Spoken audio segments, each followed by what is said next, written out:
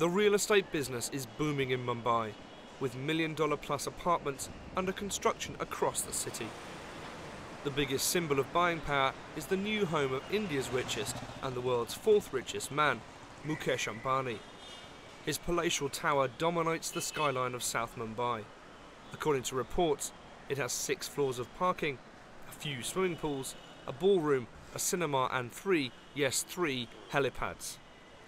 No wonder then India's rich are scrambling to get their own version of a luxury apartment.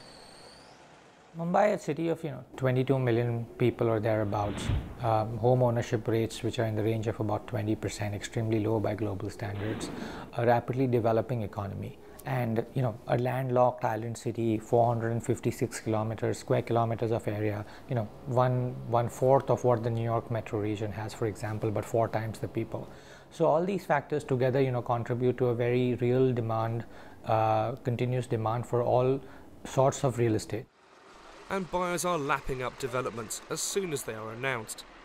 Vijay Sharangan has invested $500,000 in an apartment in this building complex in a Mumbai suburb, even though it won't be ready till 2013. They have gardens and specialized gardens they have planned. They've got the usual clubhouse. They've got tennis courts that are planned. Other games facilities are in place, children's park. Several of those features. The ability to walk around inside the complex as you grow older, that's an important element. All of these add up to making this premium, exciting and worth spending on as far as I'm concerned. The world's tallest residential tower, World 1, is planned in central Mumbai. 60% of its apartments have already been sold, with prices up to $17 million. When completed in 2014, the building will soar 450 metres above the Arabian Sea. But it's not just status that's driving the reach upwards. At that height, the theoretical temperature drop is 5 degrees from the ground level. So the air up there is about 5 degrees cooler than it is at the ground. This is just one of a new wave of super tall apartment towers springing up around Mumbai. These gated developments, a mark of India's rising economic clout, are not only changing the city's skyline, but also its social fabric. They tower over crowded slums, which house half of the city's population, highlighting the growing gap between the haves and have-nots in what is already one of the world's most unequal societies. लकड़े का घर है हमारा, गोनी लगाए हैं, plastic लगाए हैं, बारिश में हमें तकलीफ होती है, बारिश में दिक्कतें आती हैं, पानी जब बरसात होती है तो हम लोगों को यहाँ पर बहुत झेलनी पड़ती है, बच्चों को रास्ता चलना दूभर हो जाता है, यहाँ तक कि गरीब का हवा में जब उनका उड़ जाता है ये प्लास्टिक, उनका बिस्तर तक भीग जाता है, ऐसी वो हो गई है, ये खास सरकार हमें यहाँ पर सुविधा न देने की वजह से आए दिन हमारी सड़कों पर ये लटकता रहता है कि कल टूटेगा, परसों टूटेगा.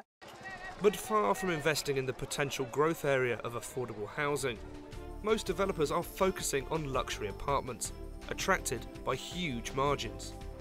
In the lower Parel neighbourhood, developers bought former industrial land for around $66 per square foot a decade ago. They are now charging 10 times that for their apartments, meaning they only need sell a handful to the super rich to recover costs. The discrepancy in Bombay is at one level you have people who doesn't have even the basic of human rights, whether it's a right to shelter, whether it's a right to water, right to food, right to a clean toilet. And on the other side you have big buildings coming of individuals, of 60-floored buildings, the amount of energy use, the amount of water use.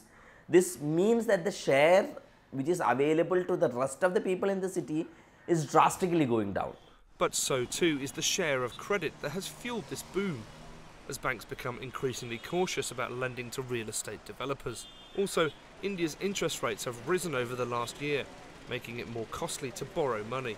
In the long run, the quality of land a developer possesses will be crucial, and that shows no signs of changing. Land is very scarce in Mumbai, obviously. In heart of the city of island city of Mumbai, there is hardly any land which is surplus land which is remaining vacant. So sourcing land is definitely a big challenge. We always believe no business can survive on 20 years inventory or 25 years of inventory. So we always believe more in quality of the land than the quantity of land.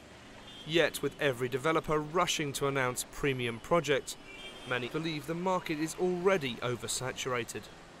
There are 10,000 new apartments coming where the minimum value of the apartment is going to be $1 million. Are there enough buyers? All of us feel there are not enough buyers to kind of take 10,000 apartments in the next 2 years.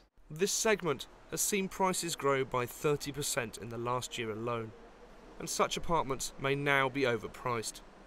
At the same time, many buyers have their money stuck in the Indian stock market, which has fallen by more than 10% so far this year. This industry, like the stock market, has begun to depend on the confidence, and that confidence seems to have been shaken. And if the confidence is shaken, what a typical buyer would do is put off the purchase. That's what we are seeing today. Yet despite jitters, analysts expect only a mild correction in the prices of luxury homes of 10 to 15% in the next few months, with demand expected to continue its upward climb once again as the Indian economy expands at 8.5% this year.